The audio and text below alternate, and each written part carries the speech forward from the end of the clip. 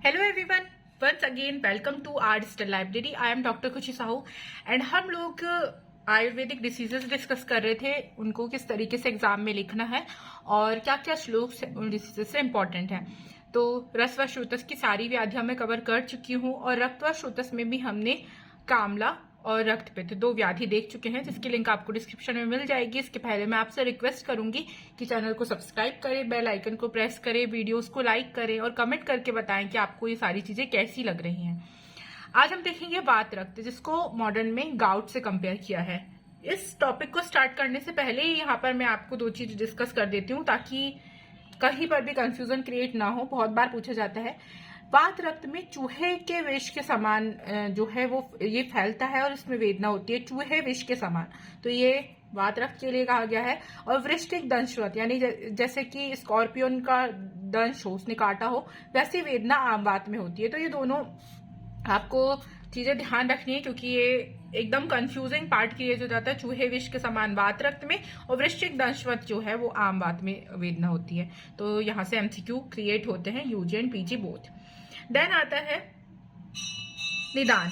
तो निदान में चरक चिकित्सा स्थान 29 चैप्टर का 5 से 8 नंबर का श्लोक जो है वो यहाँ पर इसका निदान बताया है आचार्य चरक ने, जो कि लवण अम्ल कटु क्षार स्निग्धो उष्ण जीर्ण भोजने क्लिन्न शुष्क अम्बु चानु मास पिण्याक मूल के कुलत्थ मास निष्पाप शाक आदि पले शुभि दध्यार नाल सौवीर सुक्त तख्त सुरा आर्सवे वरुद्ध दर्शन क्रोध दिवा स्वप्न प्रजागरे प्रायशः सुकुमारा नाम मिष्ट अन्न सुख भोजी नाम आचक्रमण शिला नाम कुप्यते वात शोणितम। ये श्लोक है और इसमें बहुत ही कॉमन निदान दिए गए हैं जो वात को और रक्त को दूषित करते हैं। तो ये हमारे लिए इतना इंपॉर्टेंट नहीं होता, हम इसकी हिंदी भी लिख सकते हैं, लेकिन सुश्रुत निदान स्थान 1 फर्स्ट चैप्टर का 40 से 41 नंबर का श्लोक आपके लिए एग्जाम पर्पज से लिखने के लिए इंपॉर्टेंट है।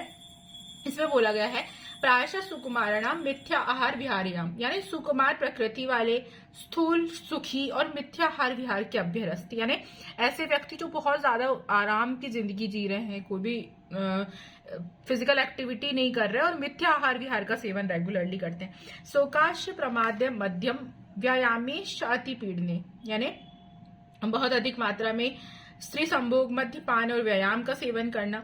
ऋतु सात में विपर्यात स्नेहा आदि नाम च भ्रममात, यानी इस ऋतु के विपरीत सेवन और असात में सेवन, असात में आहार विहार करने से, स्नेह आदि के विभ्रम से और अव्यवाय तथा स्थूले वात रक्तम प्रकुप्यते, यानी किसी भी प्रकार का मानसिक और शारीरिक तनाव नहीं होगा तो उसमें स्थूल व्यक्ति को वात और रक्त दोनों प्रकोपित होकर वात रक्त व्याधि करते हैं। तो ये सुश्रुत का श्लोक है, इसकी हिंदी आप ना भी लिखे तो एग्जाम में चल जाएगा, श्लोक इंपॉर्टेंट है, याद करना।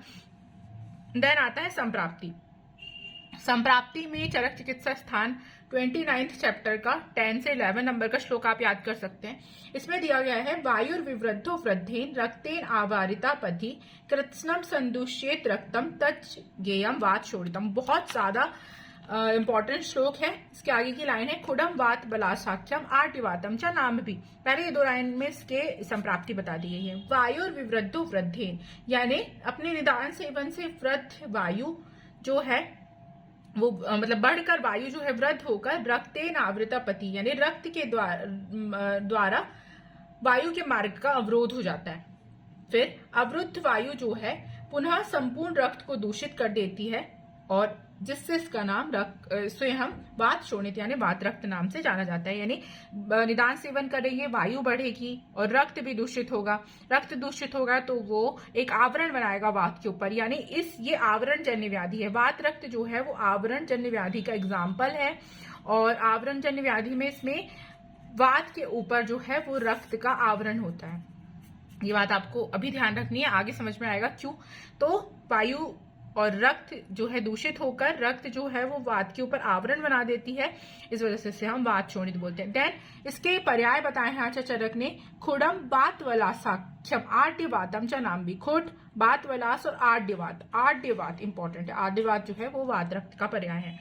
देन संप्राप्ति चक्र, तो एक आप फ्लो चार्ट के फॉर्म में जो भी चीजें मैंने आपको बोली उसका आप फ्लो चार्ट बना सकते हैं, जैसे कि विविध निदान सेवन, जैसे कि वात प्रकोपक हेतु और रक्त प्रकोपक हेतु का सेवन करने से वात और रक्त का प्रकोप होगा, वायु द्वारा सर्व शरीर में संचार होगा, रक्त की दुष्टि होगी और रक्त जो है वो वायु के मार्ग को अवरोध कर वायु के ऊपर एक आवरण बना देता है, और ये आवरण की वजह से यदि त्वचा और मांस में स्थित होता है तो उत्तान वात रक्त, और संधि वगैरह में स्थित होता है तो गंभीर वात रक्त की उत्पत्ति होती है, जो कि मैं आपको आगे एक्सप्लेन करूंगी। ये था संप्राप्ति चक्र। देन आता है संप्राप्ति घटक। तो संप्राप्ति घटक में आपको यहाँ पर दोष जो है वो वात प्रधान त्रिदोष होता है। दोष जो होगा वो हम जब भेद पढ़ेंगे उत्तान और गंभीर, तो दोनों में दोष अलग अलग होते हैं। उत्तान वात रक्त में त्वचा और मांस दोष होते हैं, और गंभीर वात रक्त में रक्त, मांस और मेद दोष के रूप में बताए गए हैं। देन नेक्स्ट श्रोतस। तो ये रक्तवत श्रोतस की व्याधि है। श्रोतोदुष्टि में संग या विमार गमन और अग्नि जो है मंद अग्नि यहाँ पर होती है। देन आता है पूर्व रूप। तो पूर्व रूप में आपको यहाँ पर कोई भी श्लोक याद नहीं करना, आप हिंदी लिख सकते हैं। निदान सुश्रुत ने निदान स्थान फर्स्ट चैप्टर के 47 नंबर के श्लोक में यहाँ पर पूर्व रूप का वर्णन किए हैं। यहाँ पर जनरली ये है स्वेद का अधिक निकलना या स्वेद का ना निकलना, मतलब स्वेदो अत्यर्थम नावा।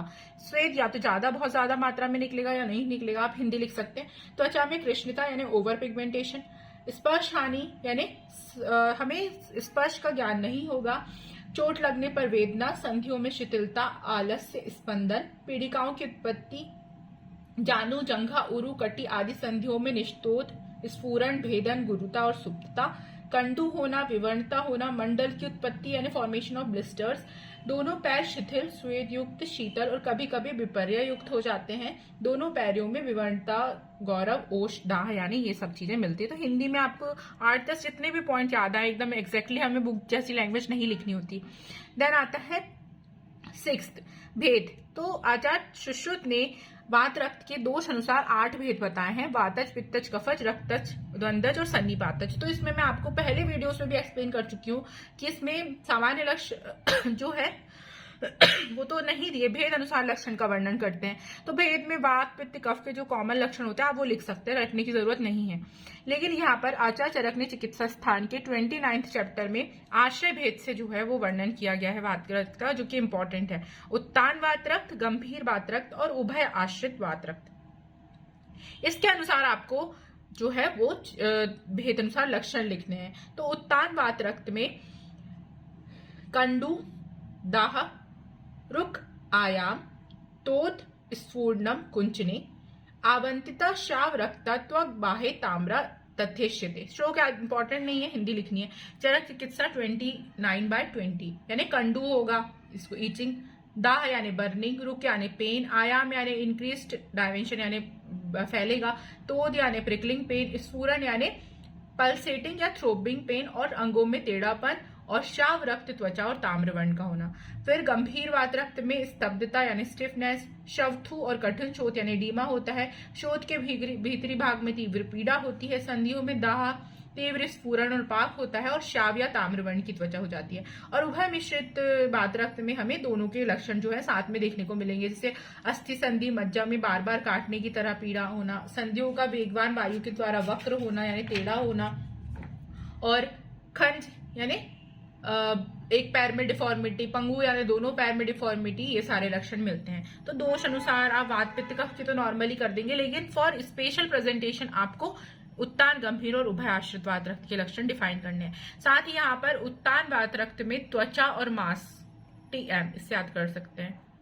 तुम उत्तान, उत्तान मतलब होता सीधा, तो उत्तान रहो, तुम उत्तान रहो, सीधे रहो। तो ये एक ट्रिक हो सकती है त्वचा और मांस। और गंभीर में आप